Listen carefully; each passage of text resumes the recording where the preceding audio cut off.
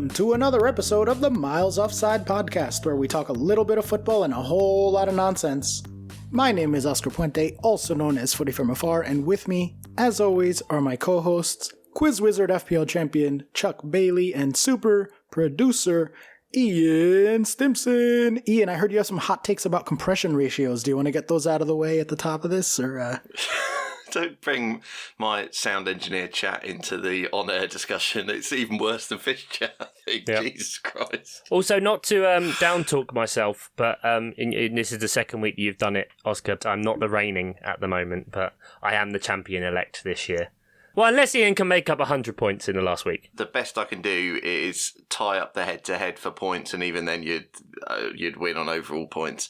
It's a disgusting situation, and I don't want to talk about it. Normality has resumed. See, Chuck, if you were an honorable man, you would just take a 100-point hit, and then may the best team win going into the last game week, because everybody knows game week 38 is where the good decisions get made. I think they've changed the game, and you can't do that anymore. I think they've capped it at 20 hits because FPL panties in a twist kept getting hacked when they were in the top 10,000, and people kept I hate that guy. Kept taking like 300 points hits and then putting in a shit muncher team for them or something. So now FPL said, okay, a maximum of 20 transfers in a week. This is worse than fish chat. This is why we keep this on a Thursday. It is. I tuned out. News! I tuned out. Save us, Ian. How's Milo? News! How's it going at school? News! Alive, fine. Are those ladyfish still fighting over him? Yeah, they're loving it. Going to keep shouting news! Yeah, all right. If you're joining us for the first time, thank you. We're very happy to have you. We are One American. Sometimes maybe good, sometimes maybe shit.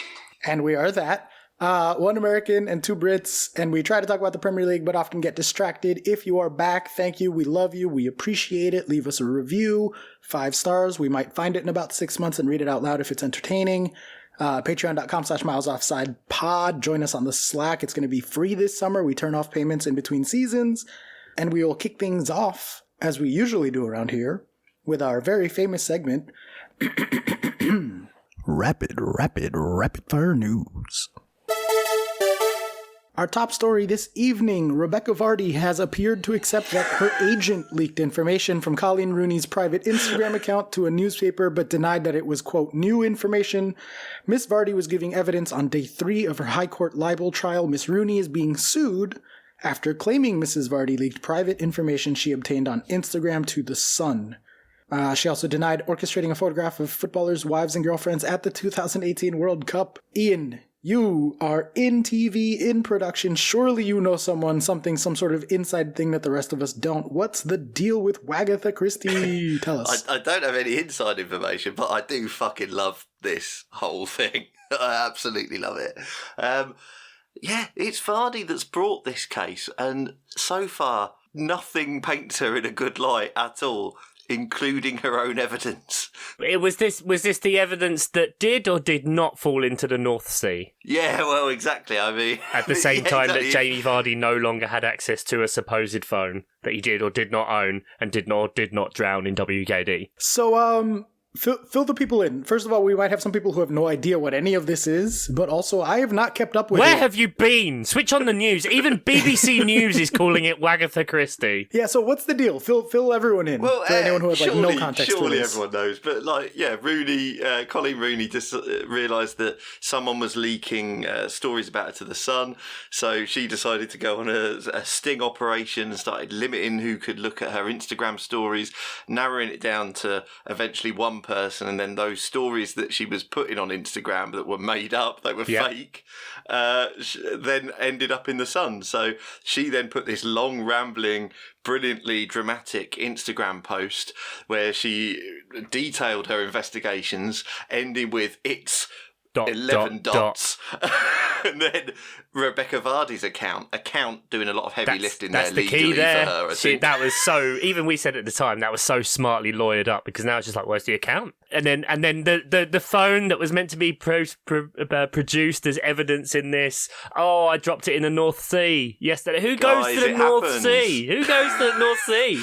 No one. People in Scotland don't go to the North Sea, for fuck's sake.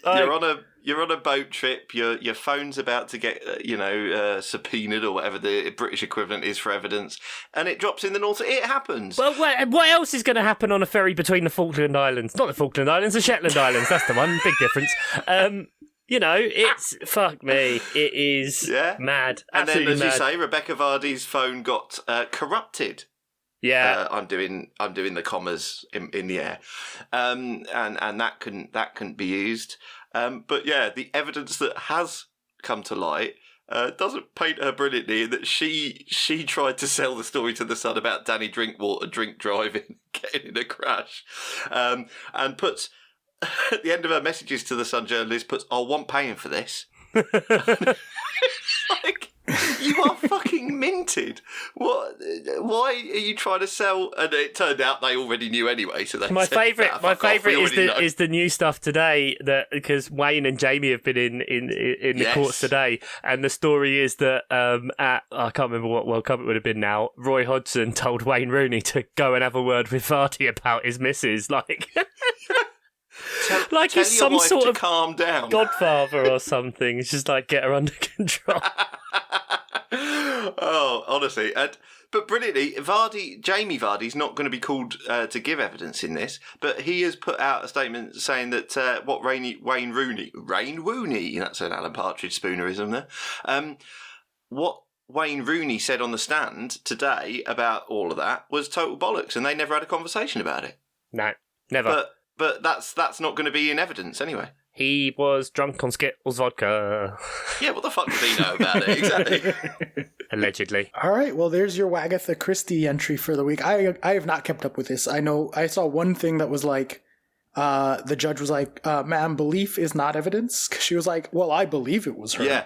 And he said, you might believe that Derby are going to be in the Premier League in 2 years, but it's not going to happen or whatever. And it's like, there's no need for that shade, mate. There's absolutely no need. Don't kick them when they're down. Incredible shade. Incredible shade. Shall we move on then? I don't know. I could probably do another. I know you can do about 5 hours on this. Yeah. Well, there, I closed the tab, so now we have to. Let's see. Next story. Aston Villa have signed Philippe Coutinho to a permanent deal for next season. For 50p and a Mars bar. Yeah, exactly. Very much. Hold on. He has taken a wage cut from £480,000 a week. To £125,000 a week. That was in pounds. So a less than 1/3 pay cut? Like a 20% pay?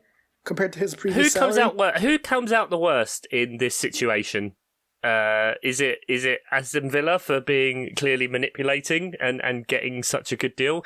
Is it Philippe Coutinho of coasting on that sweet dollar for all those years? Or Barcelona's terrible transfer policy that shot themselves in the foot, where they signed a player for 100-odd million, loaned him out for about 4 seasons, and then sold him for 17 million? Yeah, I mean, clearly Barca are the losers here. I think this is a win for Villa and this is a win for Coutinho. Something's got to pay for Aubameyang. Jeez. But I don't know, Ian, where are you at on this? Well, it's just a great deal, isn't it? And while I was critical of Coutinho last week, You were, unjustly. I wasn't unjustly. You were I don't unjust. think the stats even back it up. But anyway, what is it? 17 million have they got him for, or something ridiculous like that? Yep. Yeah, 17 million I mean pounds.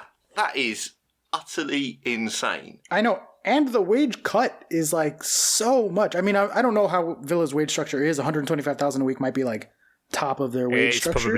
It's probably top whack for them. But I mean, that's still to get him on those wages when he was just on $480,000 a week is an incredible signing for them. Yeah, it's absolutely. Great, And also, I think there there was already a deal in place to buy him for something like 25 million, and they've managed to talk Barcelona down because that's how financially. I think it was fucked actually they higher are. than that.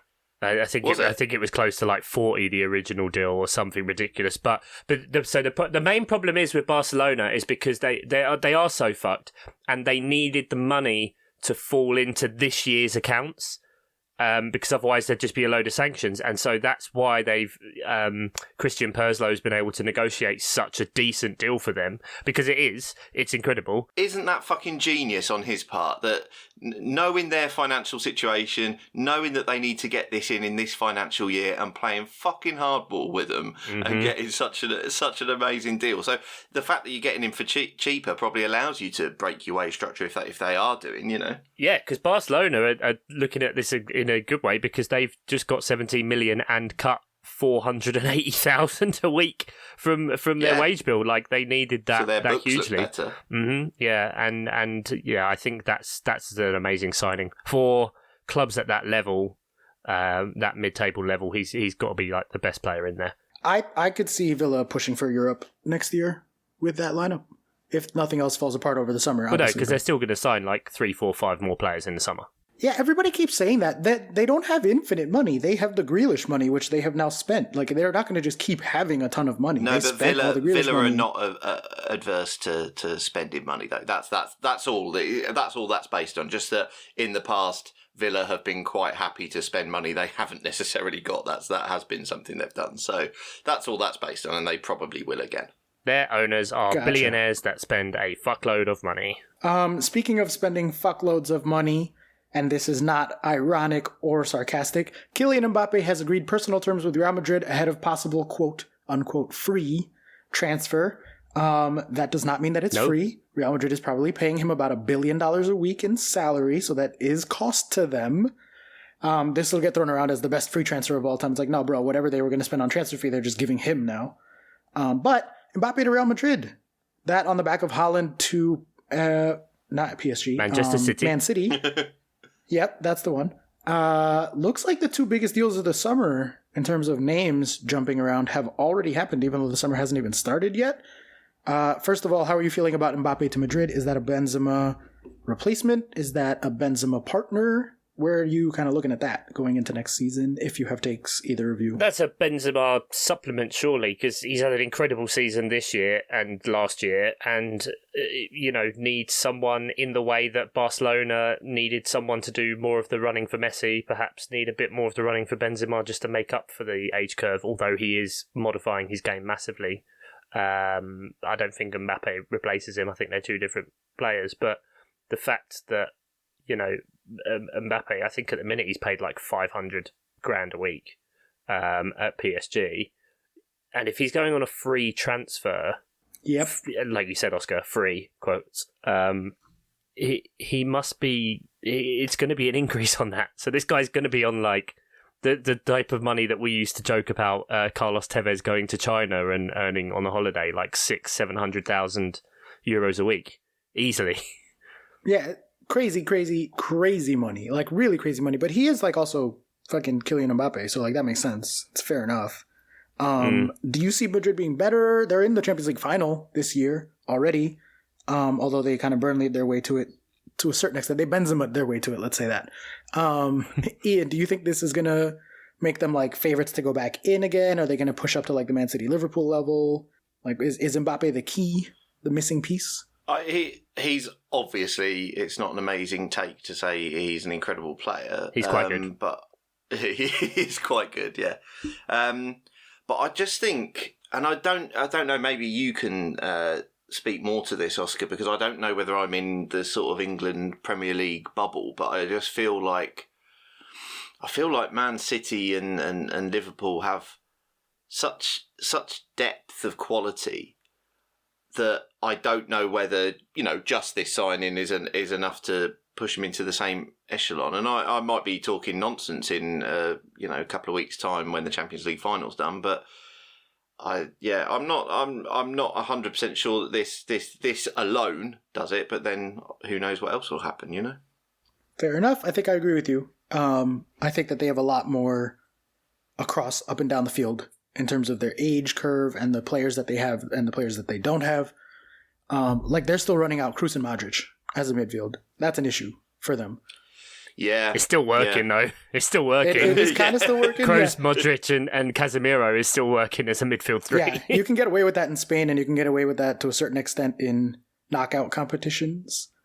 So who knows? Maybe that doesn't matter. But yeah, I mean, he's obviously a signing that makes him a lot better. I don't think he takes him to Liverpool, Man City's level, but he probably makes them the third best team in the world, which will be fun because they're just going to destroy Barcelona, who are like playing Beefy Boy as like their biggest, newest player. So underlying numbers for La Liga this year, Real Madrid are 12 points up on Barcelona, but their expected goal difference per game is 0.71 and 0.73. There's like zero difference between them, and considering Barcelona have been, as we've kind of joked about, in a massive rebuild and a dumpster fire, and compared to what we know of them, nowhere near at their best. Like Xavi is still getting a really decent tune out of that, and so if they can refresh and keep rebuilding that team, that could be interesting.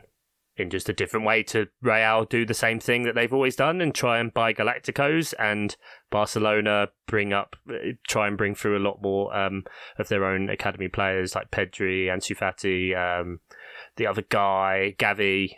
Yeah, it's interesting. It's a lot of La Liga chat. All right, well, let's keep going. Our next story, a big, massive congratulations are in order to Chelsea Football Club for winning the FA Cup to secure their league and cup double over the weekend. It was a glorious weekend for the women's team. Thank you. We're not talking about the men's team. Because they did. They won the FA Cup final. It went to extra time, I believe. No, that's the... I don't know. No, it went to extra time. It was 2-2. Okay. Yeah, they were 1-up, 2-1 ahead, and then they got pegged back, and then Sam Kerr did Sam Kerr things in extra time. Yep, we watched most of that, and then I couldn't deal with a second FA Cup final being in extra time in a row. Fair. In 2 days. So I was like, I love the women's team, but I don't love the women's team as much as I do the men's, and I need to like emotionally just disengage from this situation. Fair enough. Protect yourself. But they won, so that's great. Yay, Chelsea. Won the yay, double. FA Cup. Done the double. Yeah, and third league in a row. So that women's team looking great. Keep it up. There was no other FA Cup games at all that happened, famously. so we can go ahead and just move that. No, I don't know. Chelsea lost. We took Liverpool to penalties again, lost to Liverpool, and penalties again. We've played them 4 times this season. It was 2-2, 1-1, 0-0, and 0-0. Both of those 0-0s were 120 minutes. We've taken it to Liverpool, and it has not fallen our way. We are now, 5 of the last 6 FA Cup finals have been the men's team. And we've lost 4 of those 5, so not good times. Have at it, gentlemen. Chelsea lost in the FA Cup final. I'm assuming you want to make fun of me? Interesting that Jurgen Klopp has only beaten Thomas Tuchel on penalties in 5 attempts. That's quite interesting. Seems to have a counter for Liverpool. I don't really remember the game. Was it fun? No. No. No, it wasn't. No, okay. And I only cared about it because it was Liverpool. If it had been anyone else, I would have been like, yeah, whatever, we lost. Penalties suck.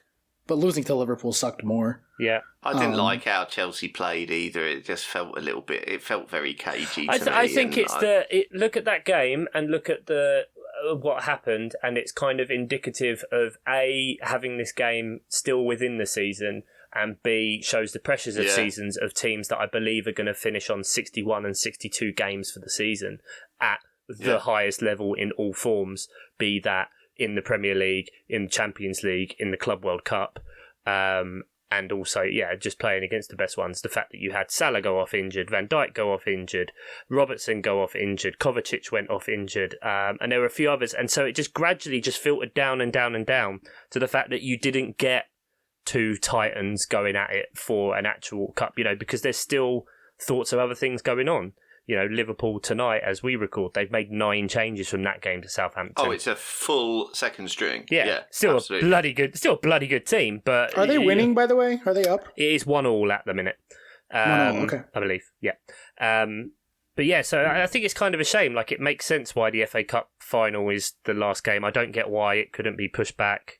I think if any team that's in a cup final should get at least a week off before, just to make sure that there's at least enough fitness and to give everyone a fair chance at it. Yeah, but then that would conflict with the Champions League final. Yeah, so but it was always... Are you doing the FA Cup 2 weeks later? Yeah, but it was always the league ends, the weekend after the FA Cup final, and then the weekend after that was the Champions League final. Yeah, that's what it's been every season, apart from this season. The FA Cup final, as far as I can remember, has never happened whilst there's still league games to go on. Oh, so, all right. I guess I didn't notice that. Yeah, Carabao Cup is always, the finals in February, March time. Or whatever. Yeah, because it's the League Cup, but the FA Cup is normally it's the last game of the English calendar in total because every team plays it. So, yeah, I feel like we were robbed a bit of that. They kept trying to hype it, during saying, "Oh, it's such it wasn't a great final. It wasn't." No, the League Cup final was the one to watch. That shit was crazy. That was great. It was also 0-0, but that was an exciting one. To be fair, if we're going to talk about exciting football, there was a lot of exciting football in the league this year, but I kind of figure we've got one more news story to cover before we move on to that. Yes, there is one more news story. I will do that. This is just a message. I'm just going to read it. We don't need to particularly comment on it other than to say this is a great situation and a great thing and very, very brave thing. But this is coming from a message from Jake Daniels of Blackpool FC. It's a bit of a long one. I'll try to get through it relatively quickly, but I do want to give him the entire message there. This season has been a fantastic one for me on the pitch. I've made my first team debut, scored 30 goals for the youth team, signed my first professional contract, and shared success with my teammates, going on a great run in the FA Youth Cup and lifting the Lancashire FA Pro Youth Cup. But off the pitch, I've been hiding the real me and who I really am. I've known my whole life that I'm gay, and I now feel ready to come out and be myself. It's a step into the unknown, being one of the first footballers in this country to reveal my sexuality, but I've been inspired by Josh Cavallo, Matt Morton, and athletes from other sports like Tom Daly to have the courage and determination to drive change. In reaching this point, I've had some of the best support and advice from my family, my club, my agent, and Stonewall, who have all been incredibly proactive in putting my interests and welfare first. I've also confided in my teammates in the youth team here at Blackpool, and they too have embraced the news and supported my decision to open up and tell people. I've hated lying my whole life and feeling the need to change to fit in. I want to be a role model myself by doing this. There are people out there in the same space as me that may not feel comfortable revealing their sexuality. I just want to tell them that you don't have to change who you are, or how you should be, just to fit in. You being you and being happy is what matters most. Jake. That is the statement of a 35-year-old man who's got his shit together, not a 17-year-old, young lad. It's really an impressive, inspiring statement, I think, from someone so young who actively wants to take on being a role model. And yeah, this hasn't happened since the early 90s when Justin Fashanu came out, and that was forced because he was about to be outed by a tabloid newspaper.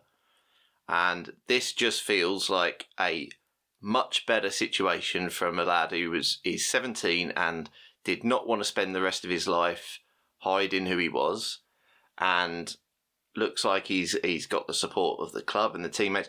Let's just hope this can be the first of many, because as we know, just statistically, there must be plenty more gay footballers in the Premier League, in every other league, So let's just hope that more people feel like they can do this now. Because the previous thing was always, what's going to happen commercially and stuff, and no player's going to lose sponsorship over this sort of thing now, are they? I mean, surely we've moved on from that sort of scenario. I think if the simple fact is, sorry to cut you off there, Ian, but if a player came out as gay and lost sponsorship from one sponsor, there would be huge recompense for that sponsor, and I'm sure that there would be 10, 15, 20, 30, 50 lining up to stand in solidarity and show what it is. And it is really nice off the back, especially of there being Josh Cavallo Morton, was it? I think you said, is that the guy in MLS? I think so. Yeah, I don't know off the top of my head, Landon but that Donovan's was the name team, I think.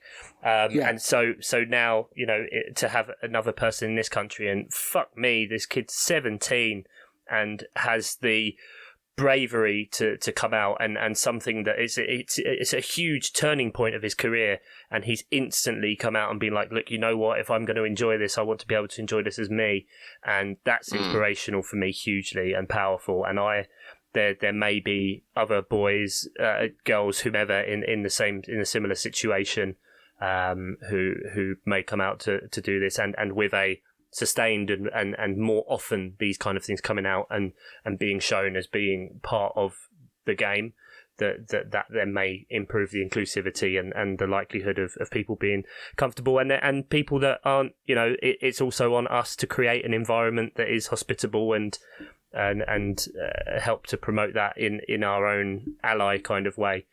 by continuing to challenge those who are bigoted and those kind of things. It was a real shame, as was pointed out by some of our Patreons, when this story broke, that when Sky Sports broke this on Twitter, that the comments had been switched off and things like that.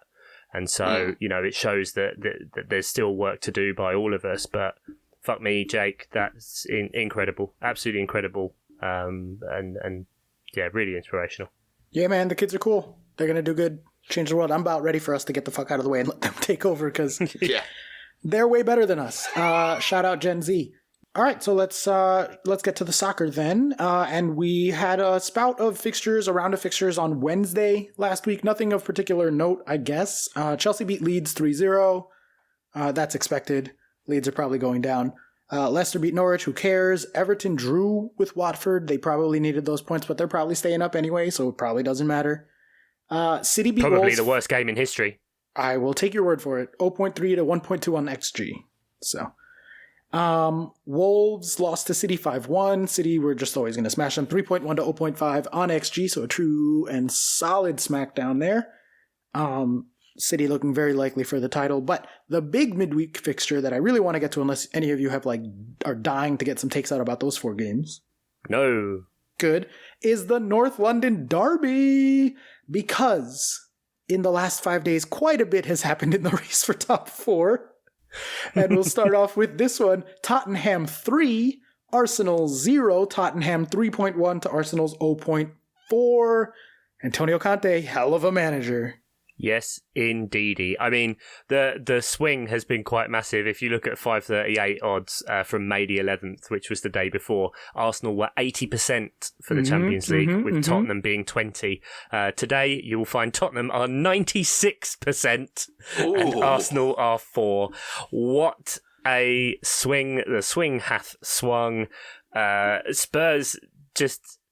Yeah, they smashed them in the first half and then just didn't have to do anything for the second half, and it was great. And Son was really angry to be taken off because he really wanted to score many goals against Arsenal, who are kind of showing that they aren't necessarily the most experienced team. They're trying to do a bit too much on their own. I mean, knock on of that is that they lost to Newcastle yesterday, obviously, and apparently Granit Xhaka said in a post-match interview, like, yeah, we didn't listen to the manager for the first half. It's like, oh dear. So who needs a game plan? Yeah.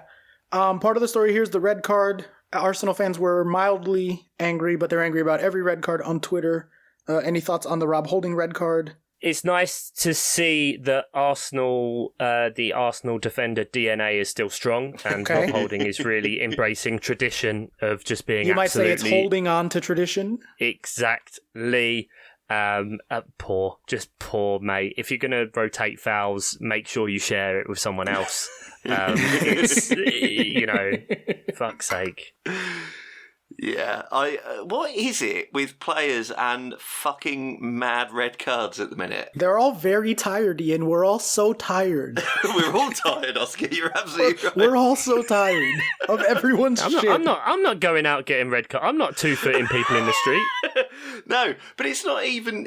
We're not talking about inconsequential stuff either. Like, if some Leicester player at the minute went out and got a silly red or whatever, you'd go, oh, fair enough.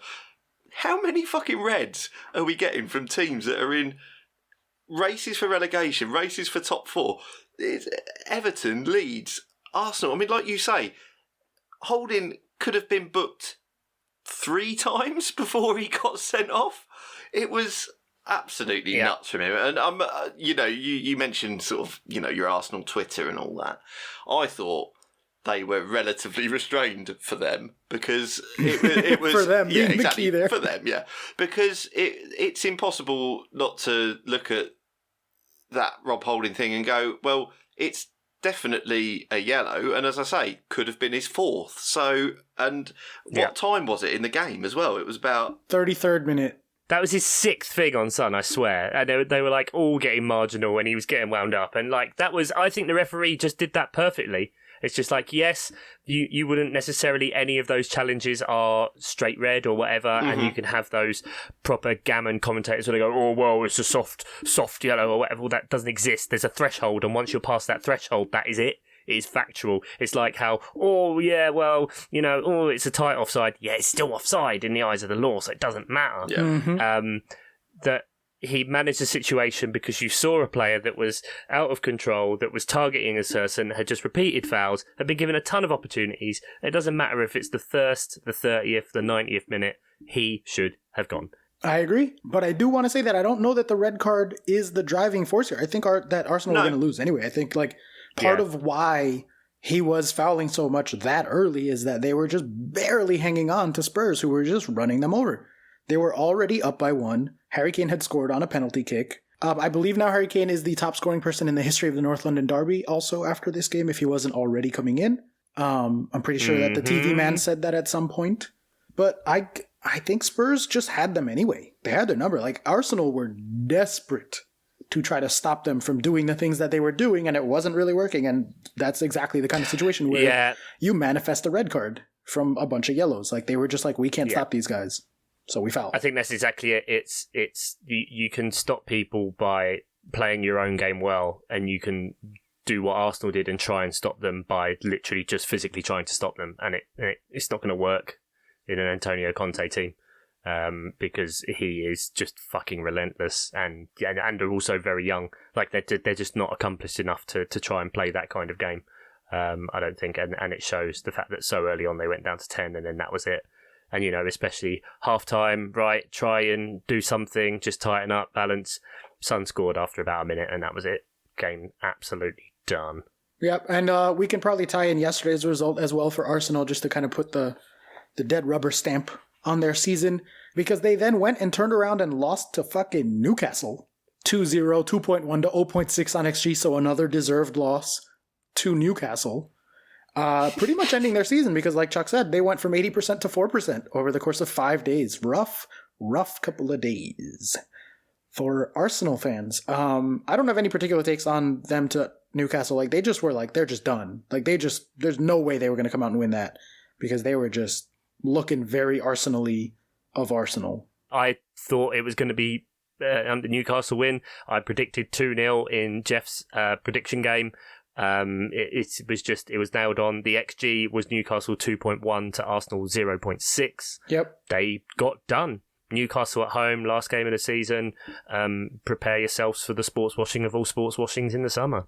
Enjoy all your money, Newcastle. Yeah, the question is who though, because Haaland and Mbappe are off the market, so we'll see. They were never getting Haaland and Mbappe. I think you'd be surprised how much people are willing to do for money. I don't think especially Haaland, professional athletes.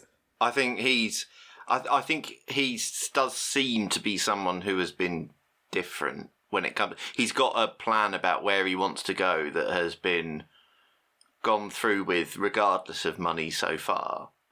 But I do see your point that obviously the vast majority of people can be bought. I think we're maybe a year away from the huge names, but we'll get there with Newcastle, won't we? All right, and we do see Arsenal playing Everton this weekend on the last day of the season. A match that could have been top 4 in relegation deciding until about 5 days ago, and now looking unlikely to matter for either. Particularly because if I pull up the percentages, we already mentioned Arsenal's 4%, but Everton are also only 8%, so kind of not an important match. So that's pretty much those 2 seasons done. Well, Tottenham only need to draw with Norwich now on the last day of the season. Yeah, I mean, come on. And it feels like this was, well, no, it doesn't feel like it. This was Arsenal's doing. It was in their hands. And they've managed to Spurs it up. And that's not good from them. They were pretty poor against Newcastle. And then we have been up and down. Why are we still talking about Arsenal? Yeah, I don't know. Maybe because I know that Adam's listening and... I don't know. Adam might take this week off, man. He said he was going to listen, but we'll see. He's not listening.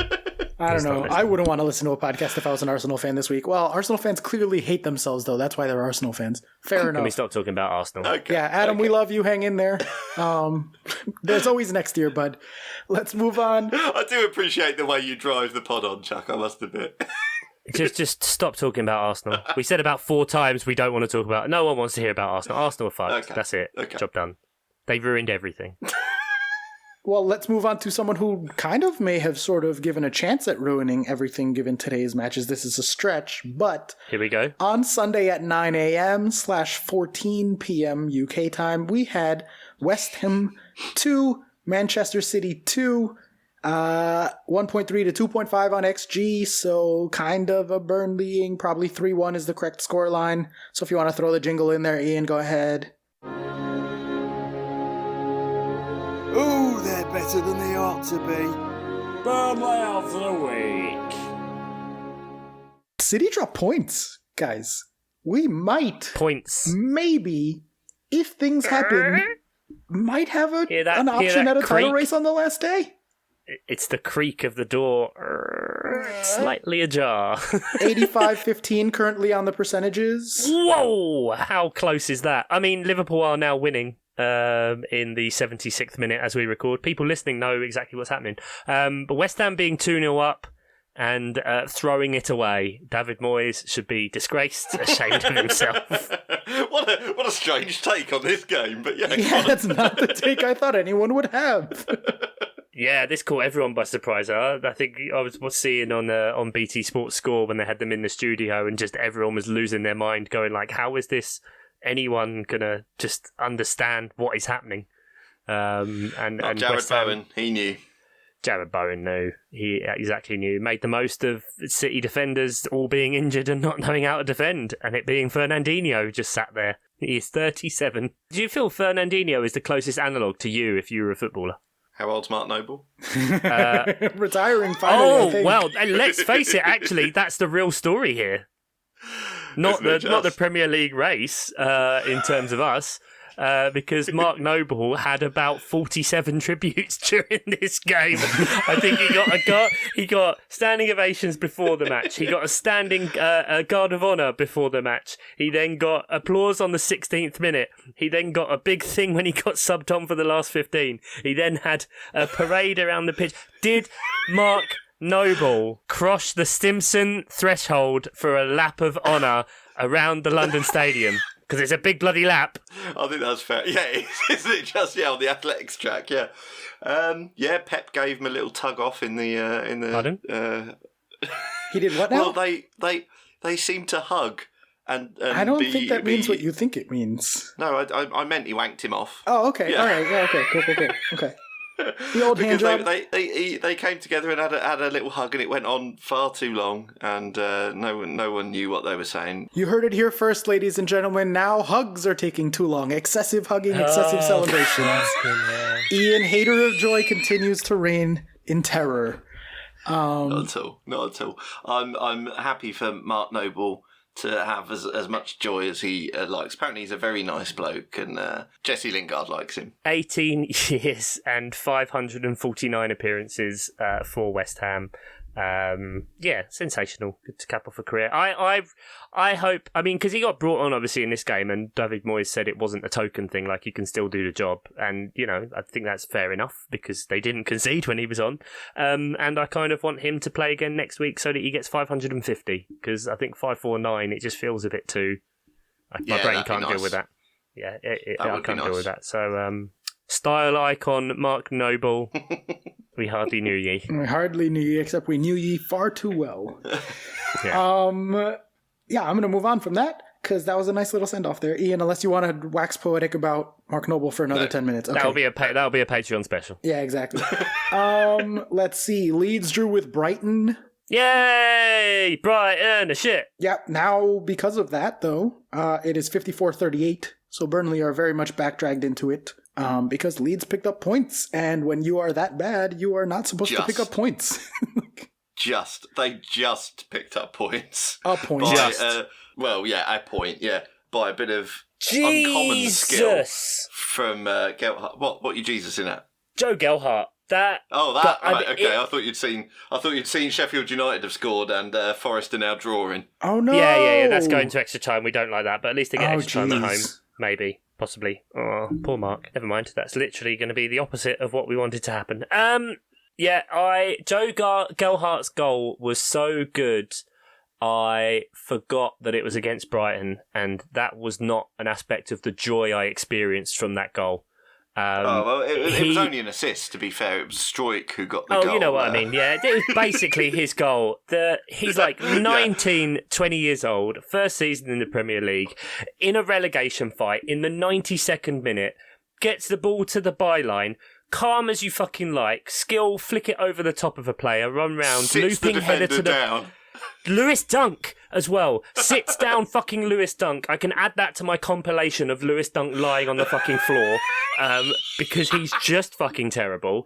And that was amazing and exactly what they needed after the endless red cards that they have been getting. Nice of them to finish the match with 11 players on the pitch, sorry. And yeah, they keep that dream alive. I mean, if Palace can beat Everton on Thursday, Burnley can beat Villa. Fingers crossed we can still get Everton down, because I think that'd be great. Fingers crossed. Everton play Arsenal on the last day. They're picking up all 3 points, man. Yeah, they're fucked. Yeah, anti-football, that game. Absolutely fucked. Burnley have Newcastle. Leeds have Brentford. Leeds have Brentford. Brentford are kind of checked out. Well, you say that. They did beat Everton. In a chaotic match that was utterly bizarre. 2 red cards in that one. Are we moving on to this? Yeah, let's move on. Sure. Yeah. Unless you want to say, like, I just noticed that Leicester scored 5. What? Watford. No takes on that. No, Watford. It's just Watford. There you go. Watford. Okay. Palace 1-1. Chuck, any words on Palace 1-1? Against Villa. That was a really good game, actually. That was a 1-1. Both teams are kind of similarly matched, I think, for where they are. Big stuff has happened for both of them this year, and they're both kind of being cited a lot. Villa probably more so because of Coutinho and the chance of them spending more money this summer than Palace would. But they're kind of 2 teams that I think are going to be very interesting for next year, because I mean Villa finished 14th at the minute. Their stats have them about mid-table, so they've got a little bit to go. And Palace 13th at the minute, but by underlying numbers are the 6th best team in the league this year, which is just mad. So if some of that potential can start to be reached, that's going to be exciting. And I think the same for Villa. I think it's very interesting. I think Gerrard's done a very, very good job there to slowly kind of build it. And they're still putting in the performances, even though they should be quote unquote on the beach. But yeah, I think it was just an entertaining game, really. I think quite a fair result, and something that, you know, you're always disappointed when your team doesn't win, but also you can look at it and go, yeah, a point. I would have taken a point before that and taken a point on balance of play. Let's go to Everton-Brentford then. Back to that one, because apparently 2 red cards, 3-2, Everton lost. What's going on here? I didn't. Pure, absolute, from the second it started, utter cocaine football. Like, I was driving, and there's been some mad stuff. And if we're going to talk actually about stadium atmosphere, that one thing I have noticed this year is that West Ham and Arsenal, with doing better in their rebuilds, I've noticed they've actually had like a great atmosphere in their stadium when I'm watching games. Yeah. Something that I've always noticed on Arsenal matches, that I would just watch them with the sound off because it was less annoying than there not being any sound in that stadium. And then London Stadium, we know how toxic that's been. But I was driving to my parents basically from the kickoff of the Everton match, so I was listening to the first half on the radio, and the fans were so fucking loud you could not hear the commentator. He was like shouting. They even paused at one point, like 6 minutes in. He went, "I'm just going to stop for a second so you can listen to this." And he stopped for about 20 seconds. It was so fucking loud. It was incredible. And considering how bad Everton have been, how toxic that stadium has been, they really, really got behind him, and they desperately need it. And the problem is, I think that just the occasion got to them a bit. Maybe they were a bit unlucky. I mean, they went ahead, Richarlison taking a shot and it coming off Calvert-Lewin's chest apparently and going in. Also, the dubious goal panel was given. It did, but it was funny because Calvert-Lewin was in the referee's ear immediately going, my goal. Yeah. But yeah. It was a game of incidents, wasn't it? Because, I mean, you've got you had obviously Everton's first sending off, which was the young lad. Branthwaite. Branthwaite, yeah. And maybe if he's a few years older, he doesn't get into that tangle with Tony there. But that came off the back of literally seconds before Richarlison getting his shirt practically pulled off him in the box. Yeah, it's pretty big. I'm surprised that something didn't get given for that. I was surprised. Carragher was trying to say on telly that, it's 6 1 and half a dozen the other in that. They're both sort of at each other. It's like he's practically pulls his shirt off his shoulder. Anywhere else on the pitch, and that's a free kick, so it's a fucking penalty. I mean, testament to the quality of the material of the shirt that it didn't rip as well. Quite, yeah. I don't know who makes Everton's kits, but they're clearly a fine manufacturer. Because the fact that didn't rip, and it still held its shape. It went straight back to. I assume it was still wicking away sweat with some sort of excellent design. And surely, yeah. But have you got a deal with someone, Chuck? Or no variants, but I really want to just know who makes their shirts now. Good. So you had that I think Everton definitely had a reason to feel hard done to there. But then if play goes on, the red card is a red card. There's no messing about there. You had what was the Brentford player who was on a yellow card? He eventually got taken off, but then he got involved with Mads Beg Sorensen. Yeah. So he possibly could have been booked for the penalty for the Everton penalty. Kind of jumped up, and I don't know. Maybe it was because it was two players that kind of fouled the Everton one, and you're probably not going to book both in that. I don't know. It was a bit weird. It was very iffy. Then we got Rondon. Then we got hang on, because then we got Seamus Coleman own goal. Of course, after Everton penalty. So we've had so far we've had red card. Michael Keane's not even involved at this point. We've had red card. We've had we've had disputed non-penalty. We've had actual penalty.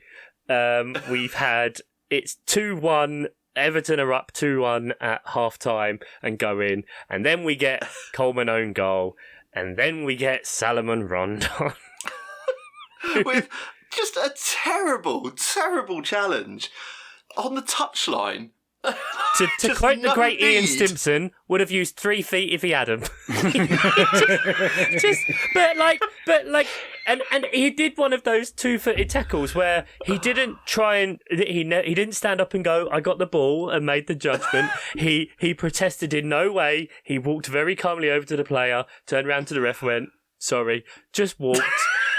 Lampard didn't even say anything, just went, yeah, all right, and still shook his hand. Like, what the fuck have you done? Gave him a high five. Gave him a high five. That was funny. I guess that's all we've got now. Vibes, and then they lost it 3-2. The poor little sausages. Like, that's hugely damaging for them in the running. Like, they already had issues with defenders. They've just picked up 2 red cards. I think they had injuries as well, but I can't remember who it was to. The game against Palace is a huge game for them. 4 days after that, and then they've got Arsenal. To be fair, I don't know, they don't necessarily have to turn up much in there, but there's still a chance, and it's still also about making you look as attractive as possible to other people wanting to go there and get involved, and fans, and because if there's toxicity and just failure and only just getting out of it at the end of the season, like, that's going to filter over to next year. If you finish the season, if you finish the season 17th by 1 point, but you did it by winning your last 7 games, in a row, there's so much hope and so much positivity and that kind of stuff about it that then people you go can and win the forgive title the next year. Leicester, exactly. Yeah, sure. But if you're doing what these clubs are doing, they're all just stumbling over each other to get relegated. I mean, apart from Watford. But that's why they're down there, dude. Like, they're in the relegation scrap because they are teams that lose most games. They suck. Yeah. Like, that's literally the top 4 race is a race. The title race is a race, and the relegation race is just who's going to be the one person to pick up 1 point at some point. Because otherwise, they're all just going to keep losing out. Like, that's how that goes. And Everton should be better than that, but they're not.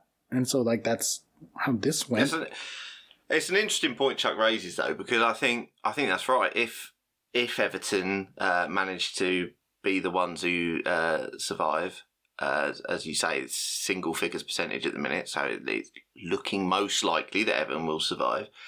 If you're Dominic Calvert-Lewin, if you're Richarlison, you're still going to be angling for a move, aren't you? What you say is absolutely right. You're not going to be wanting to be with survival teams. You're wanting to be getting, hopefully playing European football. You're going to be looking at West Ham. That was what this season was meant to be. I mean, they got it pulled out from under them because they had, with Ancelotti, this team isn't in this situation. That's just a fact. I don't think anyone would disagree with that. And there was, off the back of last season, Everton were genuinely, people were thinking that they were going to be competing for Europe. Yeah, because a manager of that quality papers over the cracks 100%. of the the whole club. Well, yeah, because Ancelotti just works with what he has and he adapts his style. He's not like a Conte who's going to play one formation, or a Pep who wants everyone to be a 10, or Klopp who's going to play 4-3-3 no matter what, you know what I mean? He works to the strengths. It's why Benzema has, his abilities have been heightened this season. Mm-hmm. And to just give an easy, lazy example. But then you bring in Rafa, who you know what Rafa is about. He's not, especially in recent history, not been playing well at big clubs. He was doing things at Newcastle where he was grinding out stuff, and even though he was well loved, in the end was getting similar points per game to Steve Bruce, for fuck's sake. So it was a huge step down for them. And then Lampard coming in, isn't someone, he's not a mid-season appointment. It just felt really weird anyway. And so, all of those teams have managed to have a stay of execution at this point because all of them in recency have managed to put those short runs together of 2-3 decent enough results just to get them to this point where we're saying these clubs are on 34, 35, 36 points.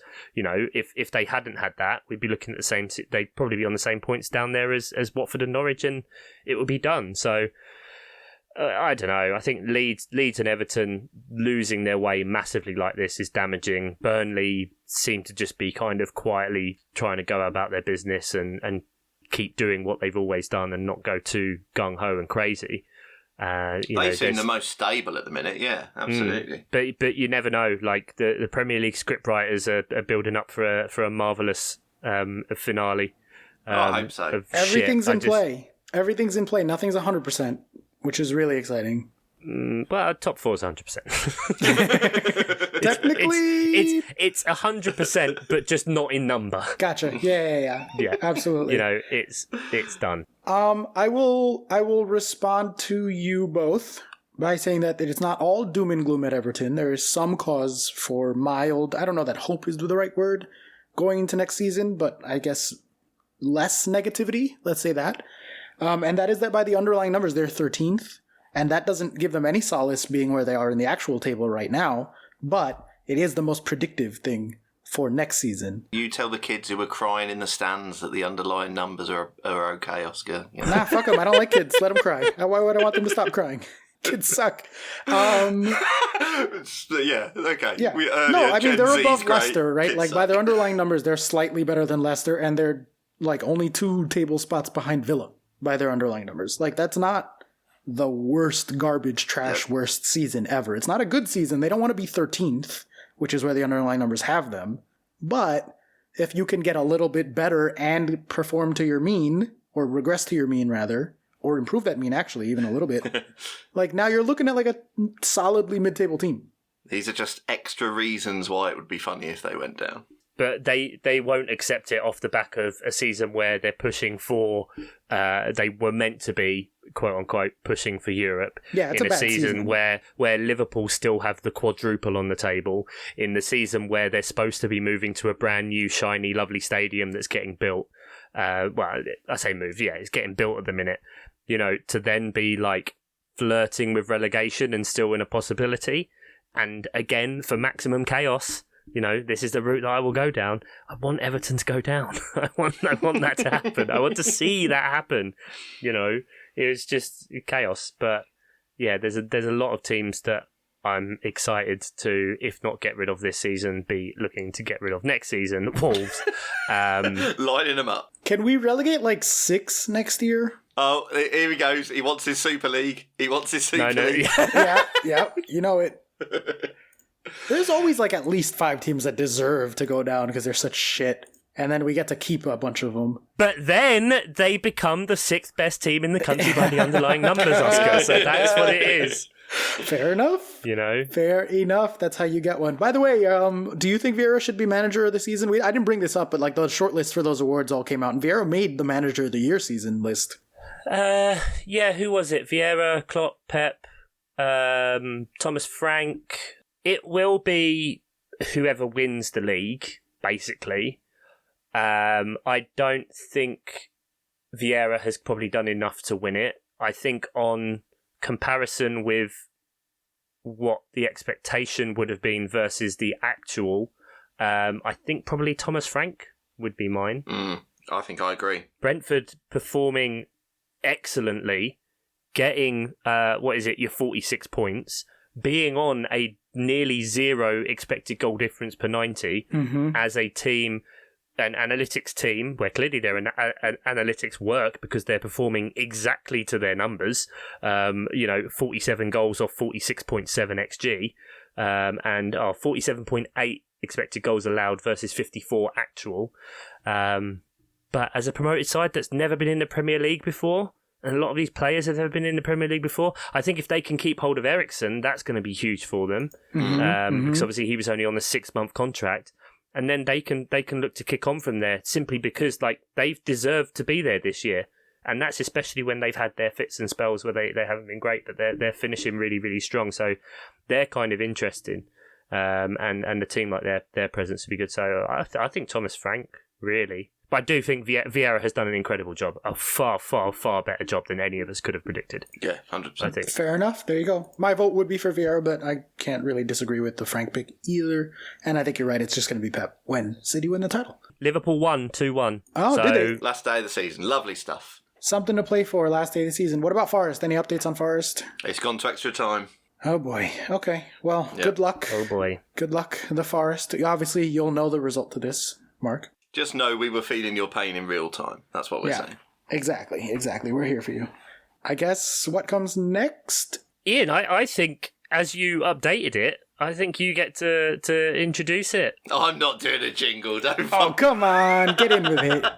Not a chance. Do it. No. Do it. No. Do No. it. You can keep I going. will not record. I will not record any more pre- of this episode pre- until you sing a jingle pre- for us, Ian. Oh, don't play the ending music. Predictor League. Predictorleague. League. Ian updated the Predictor League. I did not. So That's probably wrong. That's admin. It might be wrong. Who knows? Let's run through all of it. You surely know by now it's game week 37. We have got running up the order. We have Quinn. We have Frida. We have Harry Johnson. We have Jeff Pedder. Jeff, bad Jeff performance, Jeff. Poor performance. Speaking of poor performance, Johnny Worthington and Mark Daffin. We're up to 34 now. Then we have Casper. Then we have at Craven Cottage Cheese. I like that as a Twitter handle. Love that. The Oscar Dalton. Then we have my better half Gina. We have Lynn Hammer, Eric Freeman. Then Nate Whittam takes us up to 27 with Toby Hammond and at FPL Pup. Harvey. Then Adam the P. Always cheating. With myself and Oscar on Nintendo, 64 points. Hey, I'll take it. Joint 20th. There we go. Then we have Natasha, Matthew, Gold. He doesn't have. What? Where's? I wasn't faded up. Okay. There it is. Thank you. Just a little late. You'll change that in the edit, probably. Then we have Matchday 365 and FPL Man of God. Above there, we have Finley Stimson sitting in 15th. John O.G., Tom of Townley, David Matteo, all on 58 points. Pad Full, Papa Dalton, a reigning champion, I believe, currently sat in 10th, 8 points behind the lead with FPL Player. And Andy Penpraise, he is from Sutton, of course. Alex Sampson, Saphira Gold. Oh, I accidentally played the wrong one. I really hope you did that on purpose. Oscar's old winning. No, I didn't. Oscar's old winning music is above gold. There it is. Thank you. Sorry. You're lucky I didn't play Crime Watch. Then we have FPL Facts, Not Fiction, Sam Van Damwell, Black Betty Bambalambi, with Ian Stimson in joint third. Ooh, go on, Ian. Second place, Jimmy. Jimmy. Just Jimmy. See you, Jimmy. See you, Jimmy, in second. And top of the pops is one Ruben Byman on 48 points. But it is still very much all to play for. And who knows, Ian might have not updated it correctly. So the winner will get possible. a £50, 50 quid. That will be verified by a third-party administrator before it. Yeah, we have got through. Camelot coming in for that. Yeah, exactly. Anyway, speaking of adjudication, we have reached the best part of the pod. Ian, cue the music.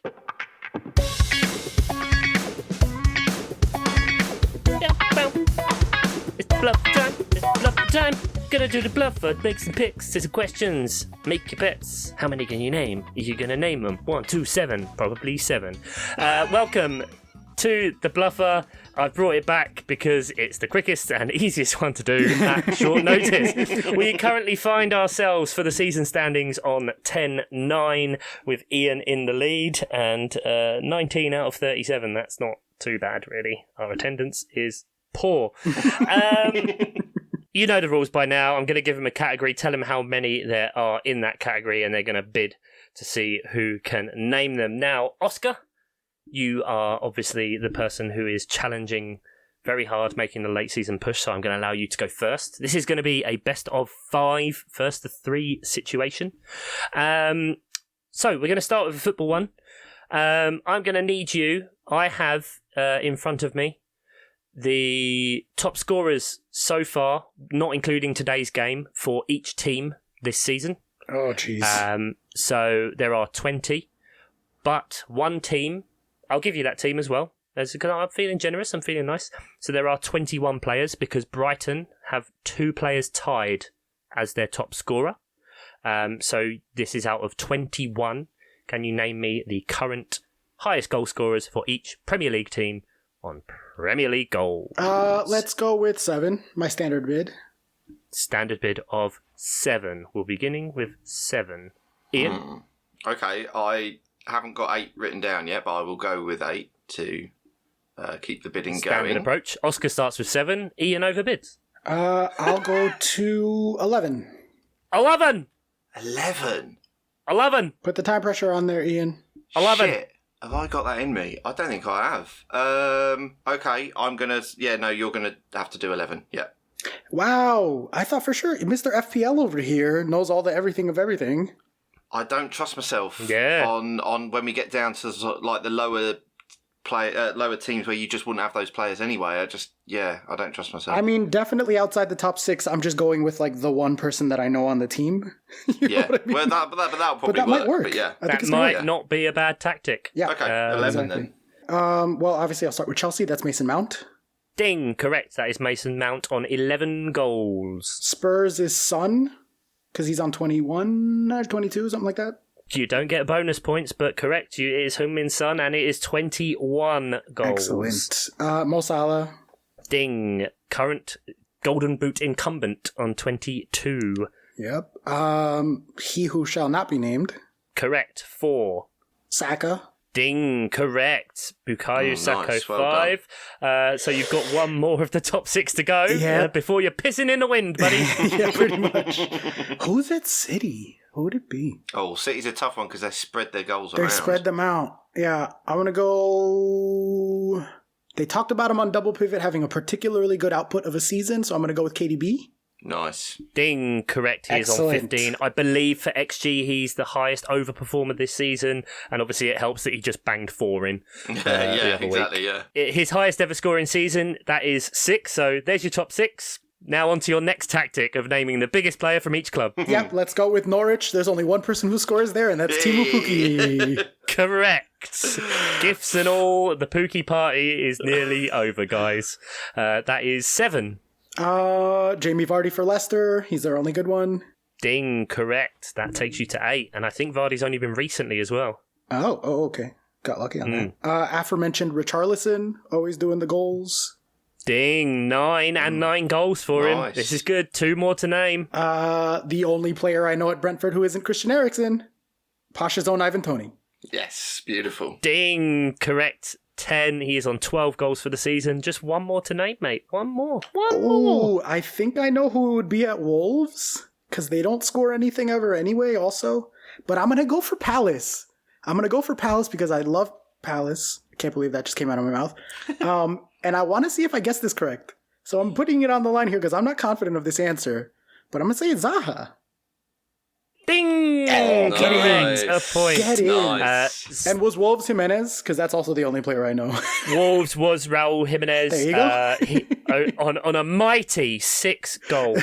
Fucking get rid of him. Zaha, yes, having his highest output ever. Very good. In the league for goals is 13. Obviously, That was Conor Gallagher surprisingly for a while. easy considering I don't know any players. Well, it is. I mean, if we go, I'll go through the rest of them. Aston Villa is Ollie Watkins. Brighton had Leandro Trossard and Neil Maupay on 8. Burnley is Maxwell Cornet. Leeds is Rafinha. We then go down to Newcastle. Callum Wilson, even though he hasn't played for God knows how long, is on 6. James Ward-Prowse for Southampton on 9. Watford is Emmanuel Dennis. And West Ham is Jared Bowen on 12. Jared Bowen, really? Jay Bone himself, yeah. Oh, I was going to guess Antonio. I'm glad I didn't go for West Ham.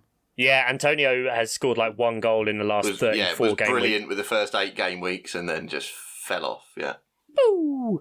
Yeah, he went from that. So that is 1 up to Oscar. Ian, Yes. you get the next one, which is also a football one. There are 11 answers to this question, and I will, for Oscar's benefit, do some caveats after. I have made it that this year 11 managers have either been sacked or announced they are retiring this year. I have not included interim managers. So, for example... No, you're not into rimming? No, I'm not into rimming. Not anymore, anyway. Just leaves a sour taste. So I've not included Mike Jackson, for example, who is currently at Burnley. Chances are he's not going to be there, you know what I mean? So... You're preempting his sacking. He's not staying. Also, whatever. Yeah. Before I make too many jokes and give it away, anyway. So 11. I'm surprised it was this low. Actually, 11 managers who have either lost their jobs or are retiring this year from the Premier League. How many can you name? I will go 5. 5. We'll be starting with 5. I'll go 6. 8. Go on. Powerful. Okay. 6, 7, bang, 8. Have you written any of these down? Yeah, that's why I went straight up to 8 because I'd actually written 8 for once. So here we go. Oh, fuck. All right, well, there you go. Here we go. Steve Bruce. Ding. Steve Bruce. Nuno, Super Nintendo Santo. Dean Smith. Dean Smith. Ding. Yes, that is 3. Benitez. Ding. 4. Rafa Benitez. Hodgson. Ding. 5. Hodgson. Bielsa.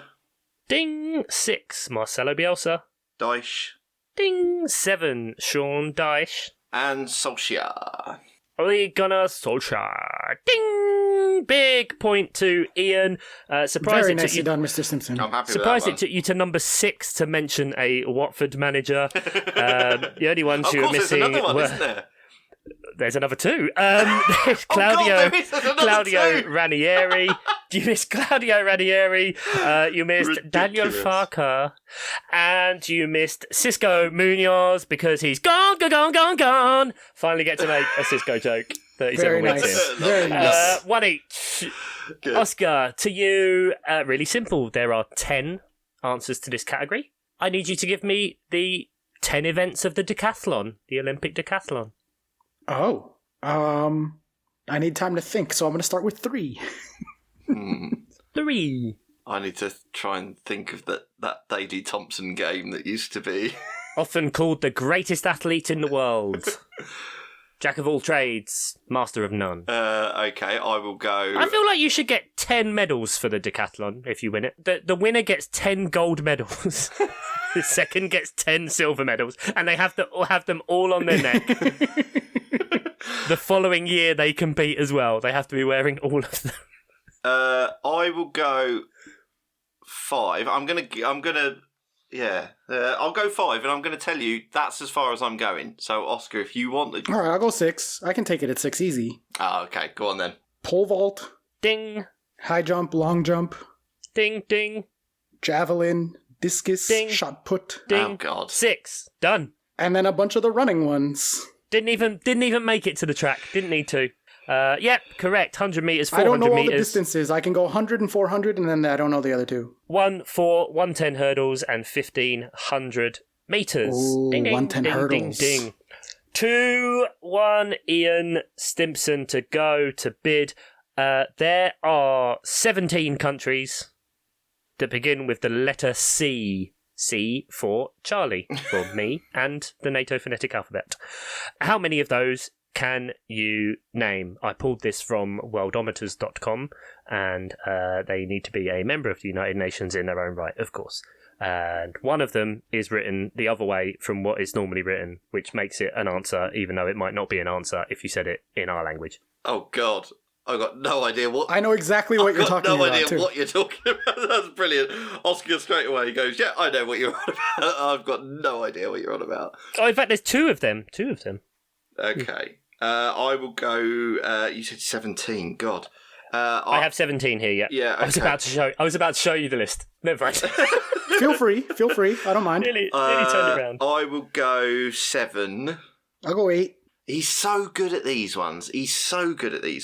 I'm not good at soccer stuff. Give me all of the other stuff. That's why I'm surprised Ian let you go for the top scorers, to be honest. I'm very surprised in that. Yeah, I just didn't back myself Here on we that. are where we are. No, you really didn't. 9. I'll go 10. 10 out of 17. I know he's going to have them. That's the annoying thing. 11. Go for 11. I want to see if you can do it. Ooh, I'm surprised you didn't go 13 there. I really thought that was on. But I think I can go more, but I just want to give Ian a shot. Cuba. ding, Cuba. Canada. Ding, Canada. China. Ding, China. 3. Chile. I'm quite warm, thanks. Hey-oh. 4. Ding, Czech Republic. ding, or Czechia. Costa Rica. Check yourself. Ding, 6. You are. What is your strategy here? Like, are you going just saying them? No, I'm Countries going in that the begin order, with C, Oscar. In the order I wrote them is what I'm Oh, going. okay. So there is no strategy. Don't disrupt the man's flow. I haven't done them in It takes him a long time to get up a flow at his age. That's true. Croatia, Croatia, ding. Cambodia, Ding, 8. Chad, Yay. Ding, 9. My favorite I knew one. you knew that was love coming. it. The Colombia, frat boy of countries. Ding, I think I've got 10. it. Cameroon. Cameroon, ding, home of Roger Miller. Yes, indeedy do. 11, we take it to the final one. You could have also had Cape Verde, or Cabo Verde in Côte Portuguese, d'Ivoire. I believe that is. Côte d'Ivoire is the one that is in French, that is in their language, but not in our language. Congo, just Congo. Right. Not- yeah. Not The Democratic Republic of. obviously. DRC. Central African Republic, Cyprus, and Comoros. Oh, Anyway, Cyprus. there we go. So, Yeah. 2 apiece, Cypress Hill. Reckon I could have Anyway. done 15 of those, which is frustrating, but I did say that I wanted Ian to have it. So. And this last one might swing in Ian's favour, in honour of Eurovision just happening, and also the fact that they are about to do this weird holographic stage show where they're there, but they're not really there, and they're going to charge you a fuckload of money to see it. ABBA, I have pulled from the official charts company, ABBA's official top 20 biggest songs. I believe this is sorted by peak in the album charts.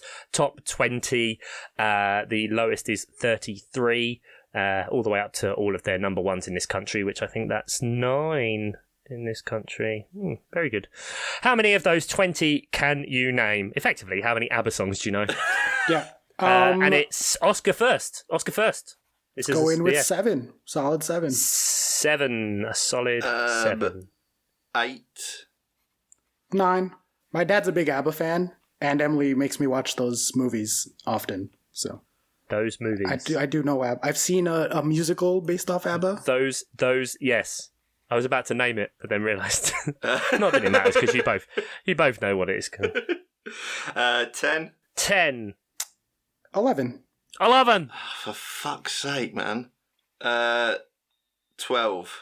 12. Oh, Ian, I don't think you can name 12. Did you hear the doubt in my voice, though? Oscar, I can, yeah. there is a big ABBA-Alan Partridge connection as well. There is. This is something you just need to factor in. Okay, I didn't know that. Thank you for that. Okay. I'll go 12. You go 12.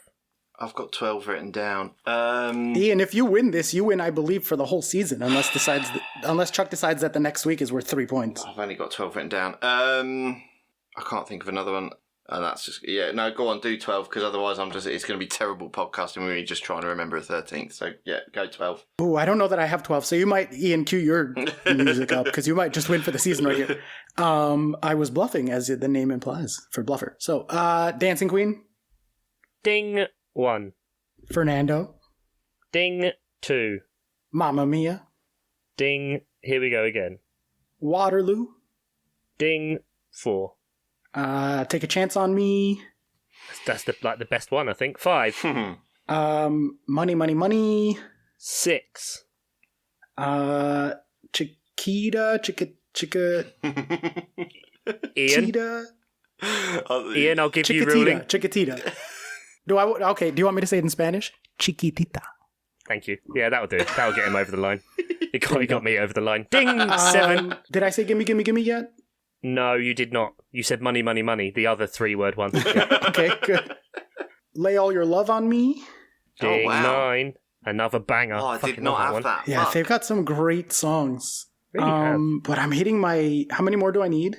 3. 3 more. Okay. Yeah. And I can totally remember which ones you've said. Okay. That's your job, not mine. Does Your Mother know? Love that song.